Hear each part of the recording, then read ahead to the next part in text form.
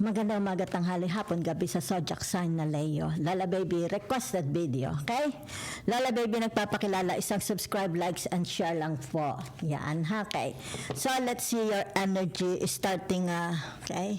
Today to April 30, okay? 30 of April.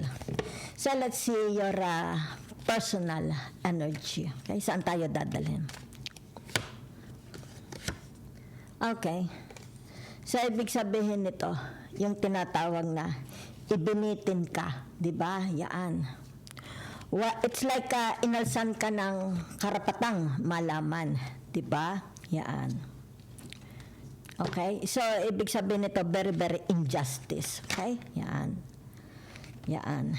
So, nakikita dito, yung tinatawag na, either sabihin na nating ikaw, di ba? Inalsan mo sila ng karapatan, 'di ba? Inalis mo sila sa buhay mo. Yan, maaring kaya lumabas ito. It's like tinatawag na nawala na yung crosses mo, 'di ba? Yan. It's like you have no more contacts to them, 'di ba? Yan. Para naman lumuwag ang iyong daladala, if not all. Ibig sabihin nito, na-lessen ang iyong tinatawag na burdens. Okay? Kung sino naman ito, mga tao, relationship, di ba, you are dealing with, you have a tinatawag na interaction, di ba? So, nakikita dito, yung tinatawag pagkalito or daladala sa konsensya, di ba? Yan. Guilt, maybe this is a guilt, di ba? So, ibig sabihin nito, kailangan ilabas itong guilt na ito, okay, sa kanilang puso. Di ba? So, naririto ang tinatawag na it's like a distorted masculinity. Di ba? Yan. Sabihin na nating tinatawag merong nangyari. It's like ninakaw. Diba? Kaya ka tinatawag na it's like very, very injustice. Diba? Yan. Hindi makatwiran. Hindi para bagang, kumbaga dito hinubaran ka.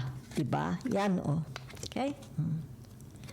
It's like there is no explanation. Whatever is this. Diba? So, nagkaroon dito ng tinatawag distortion ng masculinity. Diba? Okay? Okay, so let's see. Leo. Okay, yan. So, ibig sabihin nito, nangangailangan. It's like, pwedeng ikaw, okay, yan. Kailangan mo malaman ang tinatawag katotohanan, di ba? How is this happen? Di ba? Yan. So, maybe ito yung tinatawag, kailangan tumatag, di ba? Magpakatatag ang iyong puso. Yan, ha? So, your personal. Let's see your personal. Okay. So, ibig sabihin nito, there is a trouble, maybe short. Maybe sabihin na natin, it has something to do about your new place, di ba? Baka magja-general cleaning ka, di ba? O sabihin natin, mag-move ka ng ibang bahay. Maybe it has something to do about career, di ba? Okay, you are planning to transfer, di ba? Maybe you are planning to buy a bicycle, a jeepney, tinatawag na sasakyan, or maybe you want to open a business, okay? So, ibig sabihin nito yung tinatawag na kalungkutang nararamdaman mo. Nasaan kayo, di ba? It's like home sweet home. Nakikita dito, home sweet home. Pero merong malungkot, di ba? Okay.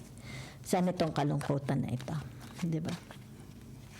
Maaring sabihin na natin sa karelasyon mo, di ba? Maybe sa family mo, asawa mo, sa children mo, di ba? So, ibig sabihin nito, kailangan ito is maalis sa sistema ninyo. Okay? Yan. Hindi ito makapag-desisyon. Diba? Yan. Very, very scattered. Yan, ha? Kumbaga dito yung tinatawag na it's like nagkaroon ng na disorganized, pati pag-iisip na disorganized. Okay? Yan. So, ibig sabihin nito kabigatan. Okay? Bumigat. Okay?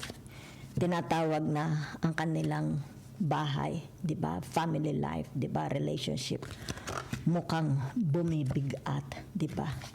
Saan ito? Maybe it has something to do about loss ng trabaho, loss ng financial, loss, halimbawa sabihin na ng health, di ba? Or maybe ito yung tinatawag loss, problema sa asawa, di ba? Maybe there is a infidelity, di ba? Okay? So, ramdam na ramdam. Yan ha? Yan. Kumbaga dito, you cannot do anything. Just face it, di ba? It's like it affects you, di ba? It's like tinatawag na, parang ako'y maluluko, di ba? Yan, nagiging very, very disorganized pati yung isip ninyo. Okay, so let's see. Okay, Leo.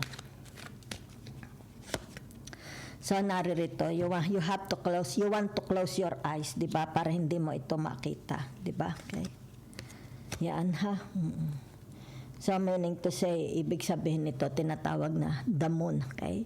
The moon is the Pisces, okay? It's like pansamantalang malimutan. Gusto mo itong malimutan, pansamantala, di ba? Yan. It's like ignoring what's going on. Kasi nagbaligtaran, nag-reverse, ha?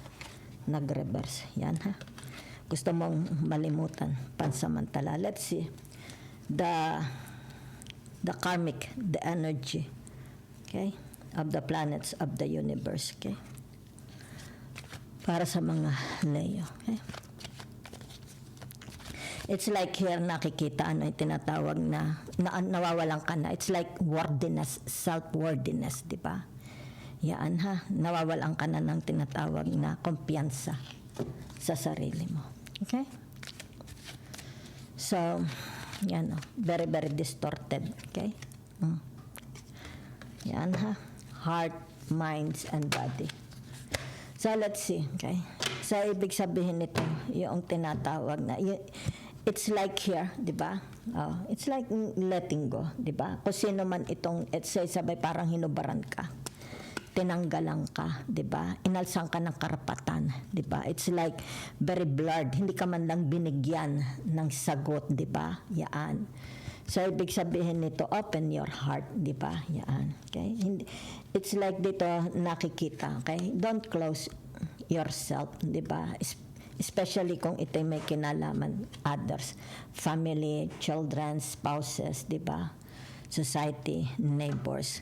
Let others help you, di ba? Tulungan. It's more about tulungan, okay?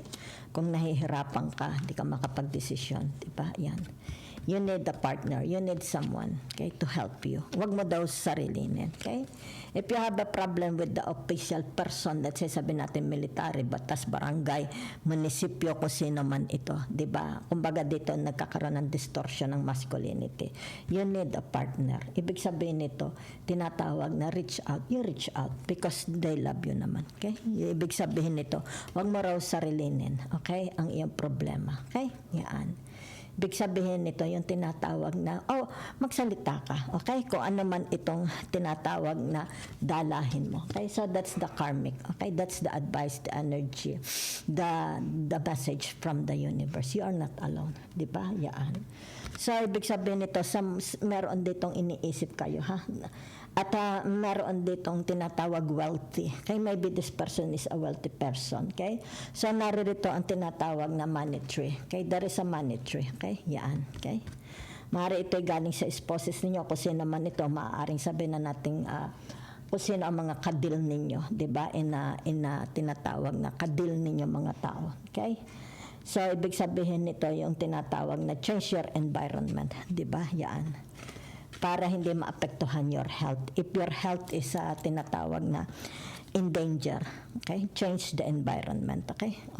Whatever is this, ibig sabihin ng universe, soon, okay? Soon of transformation, okay? So don't be afraid of the unknown, okay? Yan, okay? Nakikita dito, kaya ito yung nag-reverse. Don't be afraid of the unknown, okay? So that's the message and advice from the universe. Thank you very much.